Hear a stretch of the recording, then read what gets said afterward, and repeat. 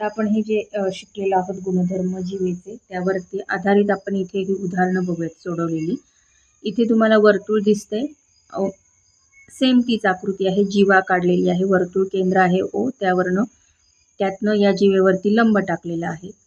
तर हेच आपल्याला त्यांनी आकृतीत सांगितलेलं आहे. फक्त त्यांनी आपल्याला काय सांगितलंय माहिती की ही PQ जी आहे जीवा, तिची लांबी ही 7 सेंटीमीटर आहे आणि OA हा लंब आहे जीवा PQ वरती. तर आपल्याला त्यांनी सांगितलंय की ही जी AP आहे तर हिचं माप आपल्याला त्यांनी शोधायला सांगितलंय. मग आता आपल्याला हे लक्षात येतंय की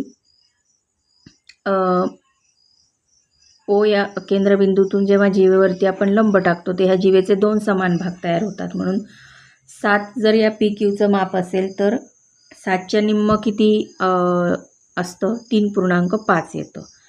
म्हणजे मग आता आपण काय म्हणू शकतो की लेंथ ऑफ PA बरोबर 1/2 लेंथ ऑफ PQ बरोबर 1/2 गुणिले 7 बरोबर 3.5 सेंटीमीटर. हे आपल्याला काय मिळाली, या APचं माप किंवा PAचं माप मिळालं.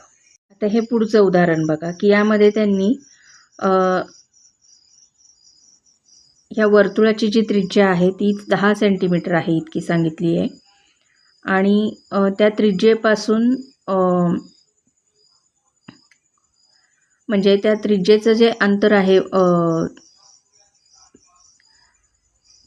त्रिज्या 10 सेंटीमीटर आहे सॉरी, आणि या O बिंदूपासून या P बिंदूपासून जीवेपर्यंतचं अंतर किती आहे, 6 सेंटीमीटर आहे. तर त्यांनी आपल्याला विचारलेलं आहे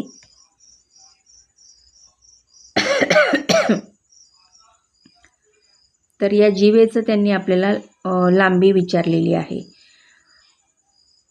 तर ही जीवा कोणती आहे, इथे AP ही जीवा आहे. मग या केंद्रबिंदूपासून लंब टाकल्यामुळे ह्या P बिंदूला इथे त्या जीवेला छेदलेला आहे. म्हणून तिचे काय झालेले, 2 भाग तयार झालेले आहेत, AP आणि PB. मग आता यामध्ये ही OB आपल्याला त्यांनी 10 सेंटीमीटर तिचं माप दिलेलं आहे आणि OPचं माप दिलेलं 6 सेंटीमीटर. तर आपल्याला PB शोधायचं आहे.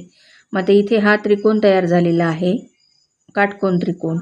मग पायथागोरसच्या सूत्रानुसार जर आपण OB स्क्वेअर म्हणजे कर्णवर्ग बरोबर पायावर्ग अधिक उंची वर्ग या सूत्रामध्ये जर किमती ठेवल्या तर आपल्याला 10चा वर्ग बरोबर कर्णाचा वर्ग बरोबर OP ही जर आपण उंची घेतली आणि PBचं माप आपल्याला मग काढायचे पायाचं माप, तर PBचा वर्ग अधिक 6चा वर्ग असं जर आपण केलं आणि हे गणित इथे सोडवलं पुढे तर आपल्याला 64 हे उत्तर मिळते. म्हणजे PB आपल्याला किती मिळते, 64 सेंटीमीटर.